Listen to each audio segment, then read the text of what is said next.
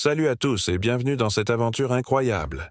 Si tu aimes ce que tu vois, n'oublie pas de t'abonner et de liker la vidéo, ça aide énormément la chaîne. C'est parti! Laissez-moi vous raconter une histoire. 5000 ans en arrière dans une contrée lointaine. Le vent fredonnait à travers les hautes herbes et les buissons d'épines sauvages, alors que le soleil couchant embrasait le ciel dans une palette de couleurs chaudes. Au milieu de ce paysage bucolique se dressait une imposante forteresse de pierre, son architecture ancienne semblant s'être forgée elle-même dans le roc. Sur le sommet de cette forteresse, blottie contre le vent frais du soir, se tenait une silhouette solitaire. C'était Alaric, un jeune homme au visage grave, vêtu des robes noires et sombres d'un apprenti magicien. Ses yeux noirs perçants étaient fixés sur le magnifique panorama qui s'offrait à lui, mais son regard ne voyait rien. Son esprit était ailleurs, projeté dans les archives bourillonnaires de la bibliothèque de son maître, Farul. Depuis des jours, Alaric y scrutait les anciens parchemins, à la recherche d'un grimoire oublié, le cahier noir, dont la renommée se répandait comme une traînée de poudre aux quatre coins du royaume. Les grimoires interdits, classés et rangés hors de vue dans la bibliothèque secrète de l'ordre, étaient le summum de la magie. Alaric avait toujours été fasciné par ces livres maudits. Il savait qu'ils renfermaient des secrets cosmiques, des connaissances si anciennes qu'elles dépassaient de loin l'entendement humain. Il n'avait jamais osé les consulter. Jusqu'à ce jour, Farul, son maître, l'avait chargé d'une quête. Trouver le grimoire interdit, pour en extraire un sort d'éternité. Le sort d'éternité. La simple évocation de ces mots était parvenue à faire trembler le jeune magicien. Imaginer pouvoir vivre éternellement, pouvoir observer l'histoire se dérouler, non pas des rives, mais du cœur même de la vie.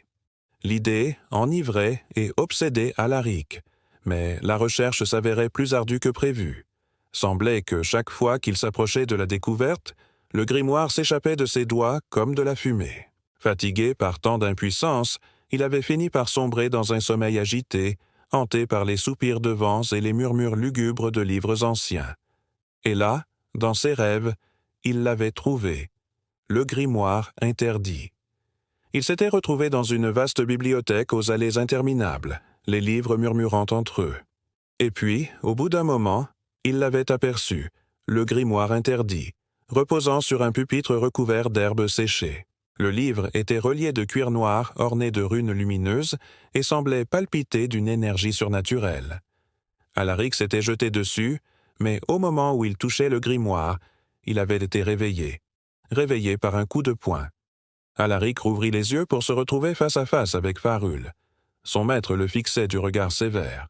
Sa longue barbe rousse retombait sur sa poitrine, cachant les traces du vieux plaid cicatrisé. Ses yeux bleus étaient perçants comme des lames. « Tu as dormi, Alaric. Tu as rêvé du grimoire. » Ce n'était pas une question. Farul connaissait déjà la réponse. « Oui, maître, » répondit Alaric, gêné.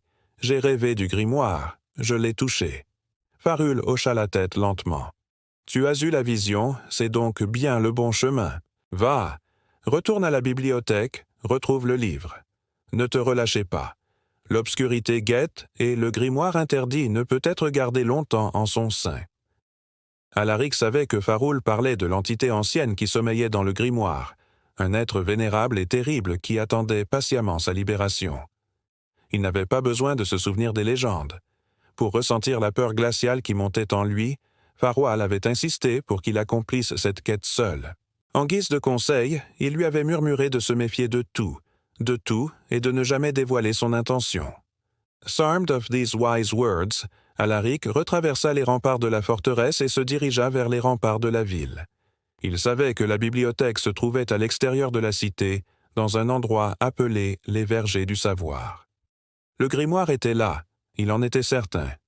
Il ressentait son énergie étrange le guidant, l'attirant vers elle comme un aimant. La nuit tombait, Alaric marchait, les étoiles scintillant d'or au-dessus de lui. Il se sentait si proche de son but, et pourtant le chemin restait flou. Soudain, il aperçut les vergers. Lointain, l'horizon s'offrait à lui dans toute sa splendeur, illuminé par les lueurs de la lune. Les vergers s'étendaient devant lui, un jardin clos de murs de lierre, séparé du monde par une clôture de silence. Seule une porte dissimulée par les ombres profondes semblait offrir un passage. Alaric hésita un instant, puis tira sur la poignée de la porte. Elle tourna de longues années, révélant un intérieur plongé dans l'obscurité la plus noire. Le magicien fit un bond en arrière, se figea, chercha une bougie ou un simple brasier pour éclairer les lieux. Il comprit alors qu'il ne se trouvait pas dans la bibliothèque des vergers. Il était dans la bibliothèque interdite de l'ordre, celle où les grimoires les plus anciens et les plus puissants étaient conservés.